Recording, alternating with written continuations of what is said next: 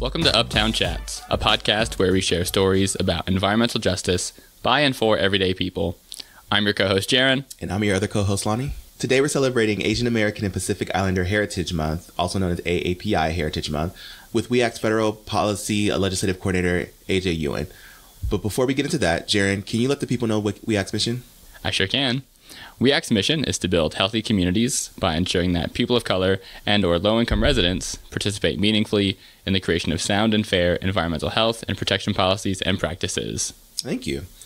So, a little background on AAPI Heritage Month might be helpful for listeners who are unfamiliar with it. So, AAPI Heritage Month is observed in the United States during the month of May, and it recognizes the contributions and influence of Asian Americans, Native Hawaiians, and Pacific Islander Americans in history, culture, and achievements in the U.S. Yes, and so it is May. Here we are, a great opportunity to celebrate all the AAPI folks who are a part of the EJ movement and have made contributions throughout history to really make the EJ movement what it is today. So I'm excited to jump into our interview with AJ because I feel like we talked about some really important moments in history, but also some important concepts. So I don't want to say too much now, and I want to kind of savor it and let us get into it with the interview. But one thing I do want to mention is that obviously with only a 30-minute episode, we can't cover all of the important points and discussions that should be had when we're talking about AAPI heritage and environmental justice and that intersection. So if you have thoughts about things that you'd like us to talk about more in depth, things that you would want us to spend more time on and elaborate and really get into a more in-depth discussion, please let us know. You can reach out to us and share your thoughts by emailing us at podcast@weac.org. Don't be shy. Yeah, this is a really nice packed episode with like a lot of great information and maybe some new concepts for folks as well. But again, we only have 30 minutes, but we can always dive deeper in some of these other things that AJ is talking about. So with that, let's jump into the interview with AJ.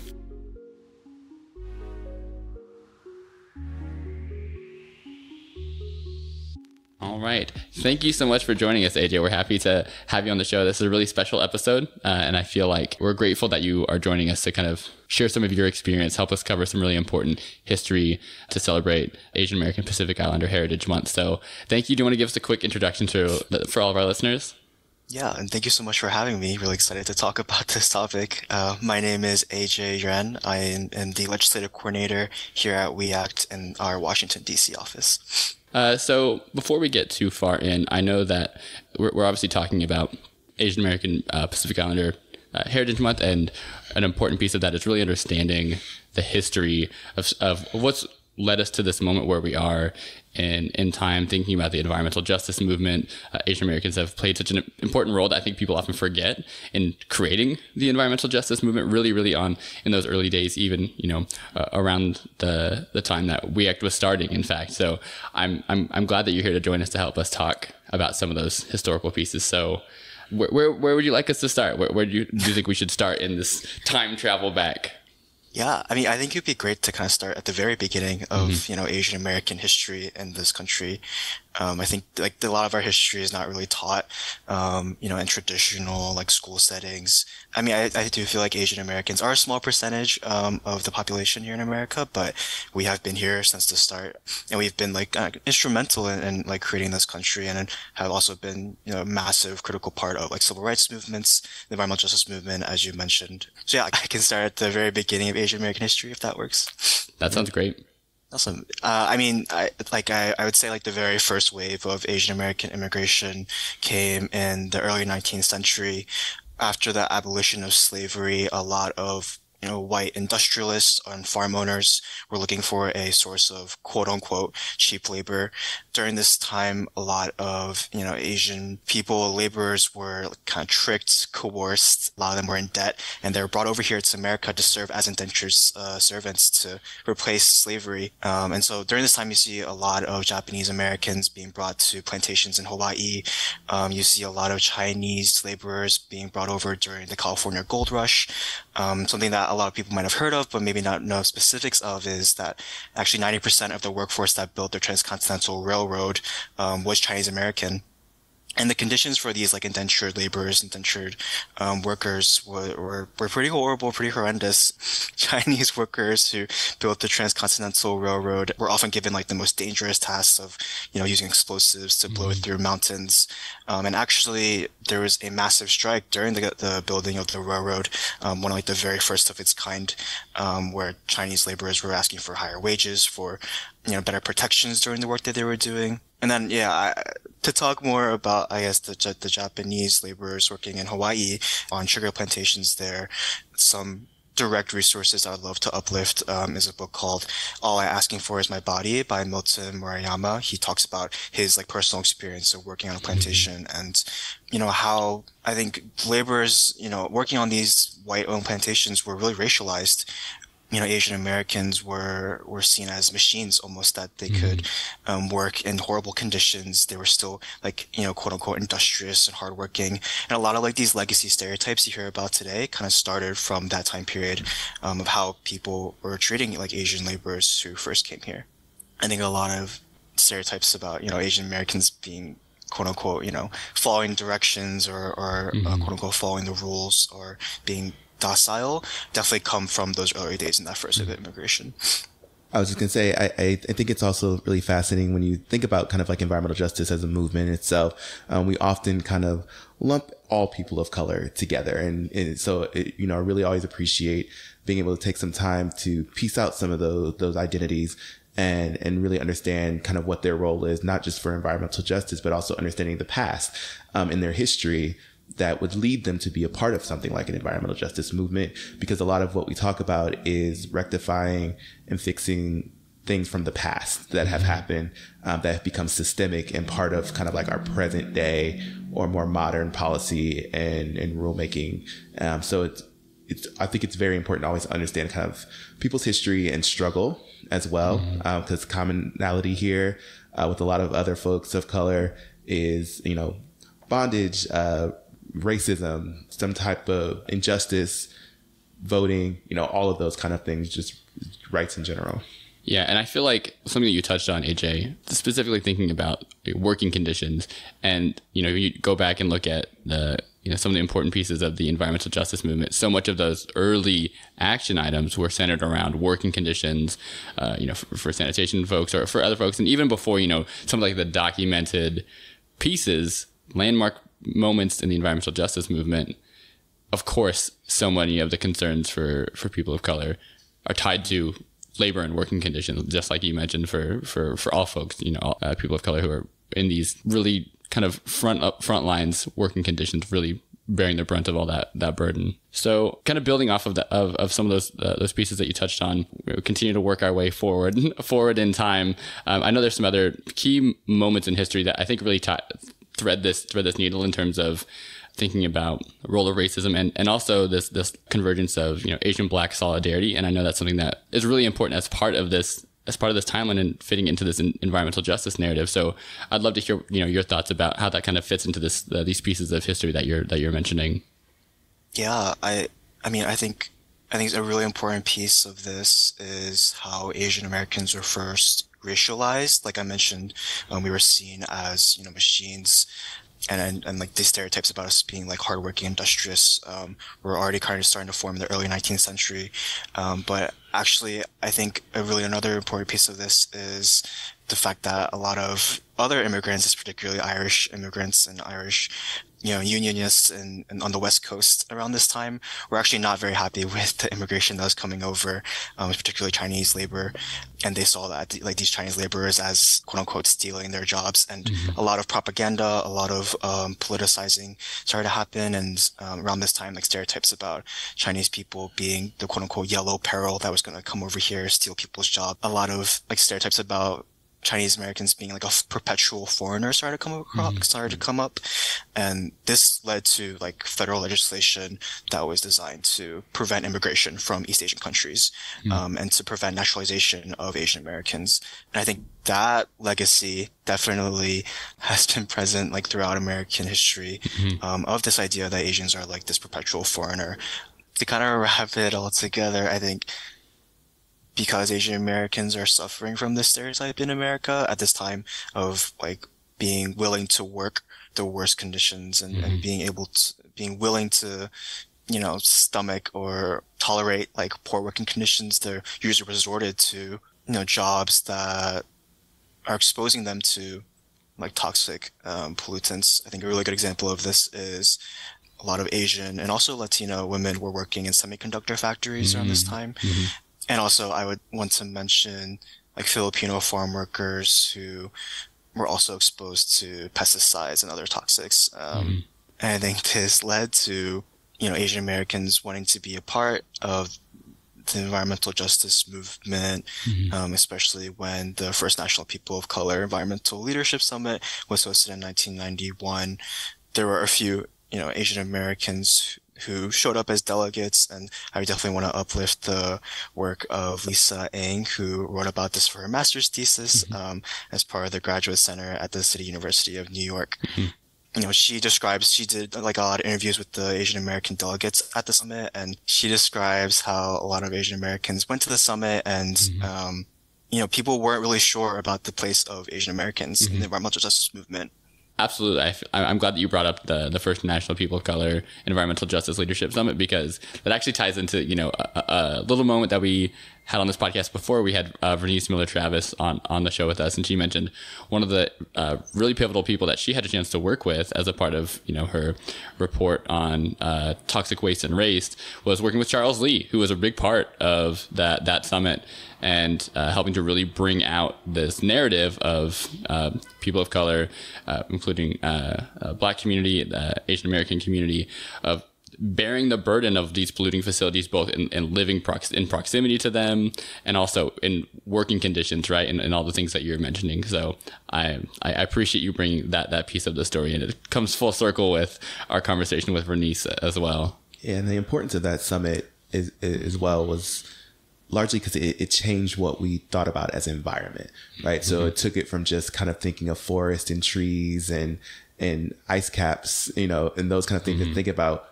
where we live, where we work, where we play, where we study, the things that we talk about our environment now. So it really made it much closer to kind of like the human connection and what was going on in people's like everyday lives. Were there other things, AJ, kind of along that narrative, thinking about that summit, or other kind of things that are bringing us a little bit closer to current time that you wanted to touch on, or some important moments that you feel like are kind of worth mentioning?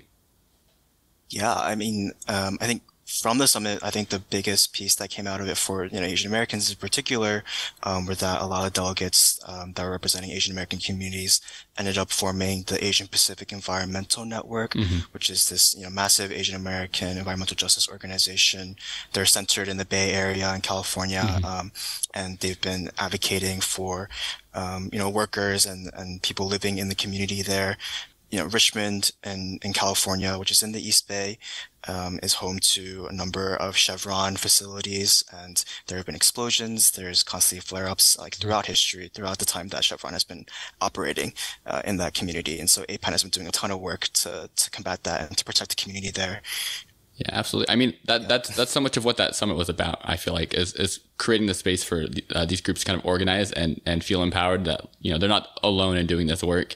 And to some extent, that's why WEACT is what it is today, thanks to both the leadership that came out of that summit, but also some of the folks who were pivotal in the formation of WEACT, were a part of that summit. So yeah, cannot emphasize that enough. And thank you for mentioning that. And, just to bring us all the way up in time, back to where we're at today. And so many of these key moments in history have led to the reality that we have in terms of working conditions and exposure that still exists today. So do you want to speak on where some of those issues are still at, or some of the pieces of environmental justice that continue to show up in our current modern society that are impacting Asian American communities still? Yeah, definitely. I think a lot of environmental justice communities are Asian American. Like from the top of my head, the best example I can think of is in San Francisco, Chinatown. Like out there, first of all, it's a very working class neighborhood. And a lot of the residents live in what are called single residency occupancy housing, are also known as SROs. And these are like incredibly population dense, like apartments where families are living in space that's supposed to be for like a single person.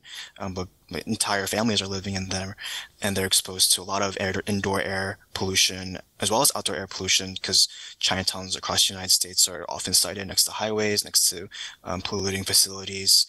And so I would, when you think of Asian Americans, because of like the model minority myth, because of other stereotypes about Asian Americans, you don't usually think of, communities being environmental justice communities. But I think something that I want to uplift is that a lot of these ethnic enclaves that are particularly made up of Asian communities or Asian people are 100% environmental justice communities as well. I think these communities are also kind of struggling with evictions, struggling with affordable housing, particularly in Chinatowns where like the development is encroaching on these neighborhoods. San Francisco is a really great example of this.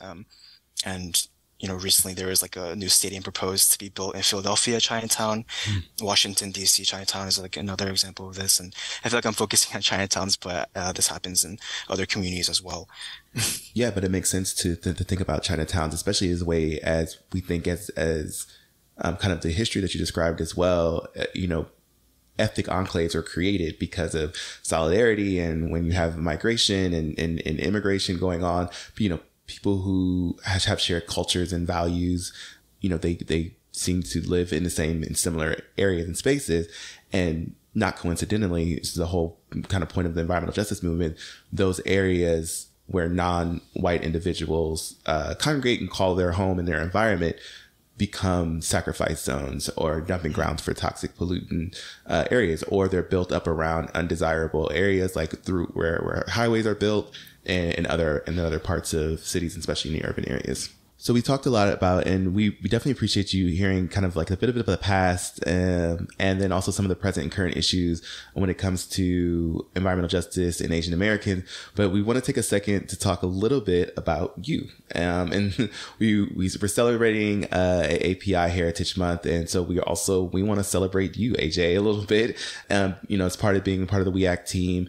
We're just curious of like, how did you describe yourselves in terms of your background? And then what kind of led you to We Act and motivated to get involved with the work that we do? Yeah. So my parents and my older brother are all immigrants from Shanghai, China. They came here in the 90s as part of like a second wave of immigration. My parents had both gone to college in China, and so they came here on student visas. And eventually, they became citizens. My parents ended up working as environmental scientists, actually. My mom worked on developing biofuels from corn, and my dad worked That's so cool. Yeah. It was really cool. She would bring home like dry ice and stuff from like her facility and like have me play with it when I was like a kid. So, and then my dad actually worked on developing crop resilience. So I feel like I was always like very aware of environmental issues. I think going back to China on trips during the summers when I was a kid was definitely like what motivated me to get into this kind of work. I think in the early 2000s, the pollution in China was very much like out of control. Like it was a developing country, and I remember going back home and the pollution, like the smog was so thick you could barely see past like the fifth or sixth floor of a building. And you could never see like the sun or the stars or the moon like very clearly. And I remember, you could smell like the water coming out of the faucets, and like seeing my family members like live in conditions like that kind of made me realize like, oh, like not everywhere do people have access to clean air, clean water. And then when I came back to America, and I think as I was growing up, I kind of realized like, oh, this isn't just happening in a developing country, quote unquote, like China, but this is also happening in communities in America as well. And so I think I always wanted to do this kind of work. After graduating from college, I had the incredible opportunity to intern at a few environmental justice organizations in the San Francisco Bay Area. I'd love to give them a shout out, Local Clean Energy Alliance, as well as Rising Sun Center for Opportunity. And I think there, like, I learned the power of organizing, of advocacy. And I realized like, oh, like this is how we can create change, and this is how we can address these things I saw throughout my childhood. So I think one thing led to another and ended up at We Act, and I'm incredibly grateful to be here. I think it's incredible to be working amongst so many people of color and to be, working so directly on these issues. And like you kind of mentioned before, we're not just focused on conservation.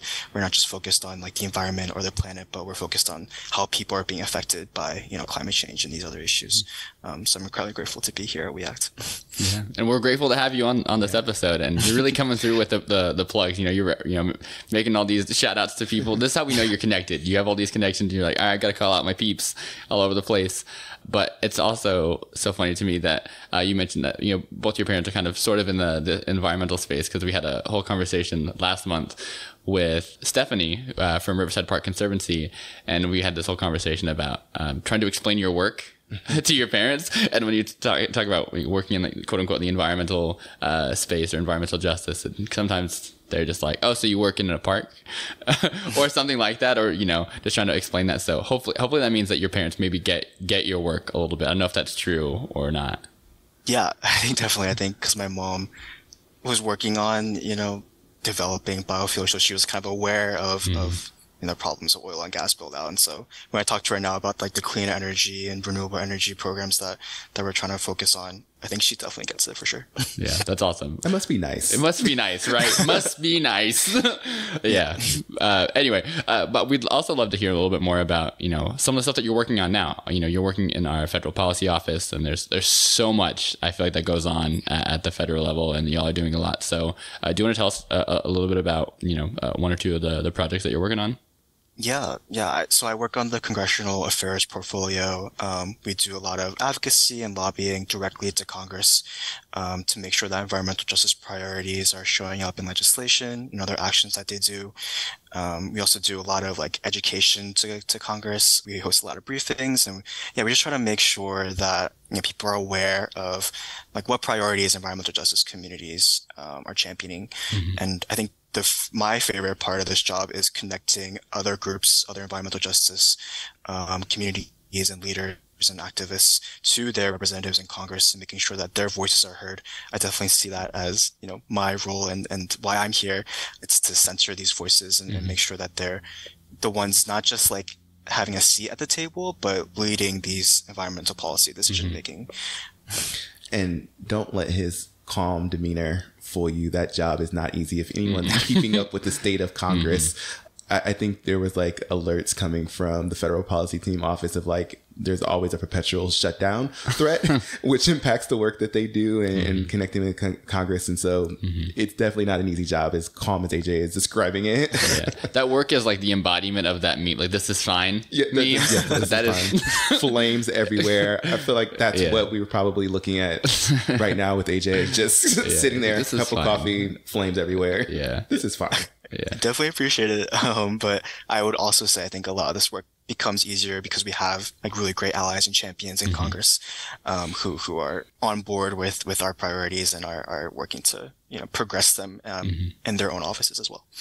For sure. Well, I know we're near the end of our time together, AJ. So I want to give some space to get a little bit more sense of why we're here today, and one of the things is to really understand and unpack why is it important for AAPI folks to get involved in environmental and climate justice and in the work that we do, and just other key pieces that you wanted to touch on with our time here together. I think frontline Asian American communities are already leading the way when it comes to advancing environmental justice, like APEN that I mentioned, Asian Pacific Environmental Network. They do amazing work for the community in the Bay Area, and I think they also recently opened up an office in Los Angeles. And they've been doing amazing work with civic engagement, getting people who maybe don't speak English out to vote, and galvanizing the community in that way. And so I'd say Asian Americans have always been a part of civil rights movement, of the environmental justice movement, and I also think it's really important that we are challenging this model minority stereotype that has roots in, when Asian Americans first came here, right? This stereotype that Asian Americans are like hardworking and industrious. And I think this stereotype was like even more reinforced during the second wave of immigration, when a lot of specialized workers came here to work in science and like in STEM jobs. And suddenly like Asian Americans were being positioned as somehow inherently smarter or harder working than other minorities. And like, I think that stereotype is incredibly racist. It's 100% being used by tools of white supremacy and forces outside of our community to position us against other communities of color. I think the reason why that's so horrible is because, one, it completely ignores the economic and environmental injustices happening in Asian American communities. Asian Americans are actually the racial group with the highest wealth inequality in America. So while there are a lot of, highly educated, highly paid Asian people in this country, there are also a lot of people who are working class, who are living in communities that are inundated by pollution. And I think it's incredibly important to challenge this model minority stereotype so that we can shine a light on people who need resources and who just need more attention. From like the environmental justice movement and from, policymakers and lawmakers, as a whole. And I think also the reason why the model minority stereotype is horrible is because it really divides like the Asian American community and other communities of color. I think a lot of the rights and privileges that Asian Americans enjoy today were won by Black communities, by Black activists. Without the activism of the Black community, all those racist laws that were preventing immigration and naturalization would still be in effect, and we would still have segregated schools, and Asian Americans wouldn't be as successful, quote unquote, as we are today. And I think Black and Asian solidarity throughout time has won a lot of wins in terms of civil rights, and in terms of self-determination. And I think this is like kind of a more sad example, but after the murder of George Floyd, the Hmong community came out in full force, supporting the Black community in Minneapolis. And I think there are just so many more examples of this solidarity, right? I mentioned like the Delano grape strikes, where Filipino and Mexican farm workers under, Larry Itlian and Cesar Chavez organized themselves and fought for better working conditions. Yeah, there are just so many examples of solidarity throughout history. And I think Asian Americans have always had a place in American history and in the social justice movement. And I think it's really, really critical that we continue building these coalitions and building the solidarity to really achieve, liberation for all of us collectively. I think another part of, the way that Asian Americans are showing up in the environmental justice movement, I talked about like building coalitions and building solidarity. And I think Asian Americans, because of the model minority stereotype, we do enjoy a lot of privileges, and we are sometimes seen as white adjacent. And when we have these privileges and we're able to succeed in places like the corporate world or in politics or in science or academia, I think it's incredibly important that Asian Americans kind of recognize their privilege and knock down barriers for other communities. And I think a really big part of this is also just addressing anti-Blackness or divisions within the community, within the Asian American community, and addressing how, these stereotypes of being a model minority have also impacted the way that we see ourselves and the way that we see ourselves within this community of communities. Wow. Could not have thought of a better way to just encapsulate the spirit of, this episode and why it's important that we're having these conversations. So thank you, AJ. I'm like, mic drop, just right there. I'm short time, but I also feel like I learned a lot as well. I think sometimes I take for granted being that, a minority or person of color. And I just think that I assume I know everything about all people of color, but that's why it's really important for me to hear, other groups and identities really share their kind of stories and their lived experiences as well to see where all those connections are and where there's a lot of overlap. And why it's important for all of us to come together, as you mentioned, for this movement. Yeah. So thank you, AJ. Any last, final thoughts or things that are on your mind before we wrap up? Any shameless plugs? Any more plugs? Yeah. I mean, just to quickly go back to your last point, I think, I definitely stand on the shoulders of so many people who came before me. Charles Lee, like you mentioned, who organized the first National People of Color Summit, like APEN, who's doing amazing work to this day, and all those other, Asian American activists and leaders throughout history. So definitely want to give a massive shout out to them. Awesome. Well, thank you so much, AJ. We're so glad that we got to have you on this, and we're so grateful that you're a part of the WEAC team and that you're doing amazing work. So we hope that all of our listeners get to enjoy and soak up all this wonderful knowledge that you shared with us. So thank you. Yeah, awesome. Yeah, thank you for having me. Thanks for listening. If you like this episode, make sure to rate and review the show on whatever platform you listen on. And once again, if you have thoughts that you want to share with us, we encourage you to reach out by emailing us at podcast@weac.org. Check out WeAct on Facebook at We Act for EJ, that's WEACTFOREJ. Instagram, X, and YouTube at We Act for EJ, that's WEACT4EJ. And check out our website at weact.org for more information about environmental justice. Until next time, don't forget to vote.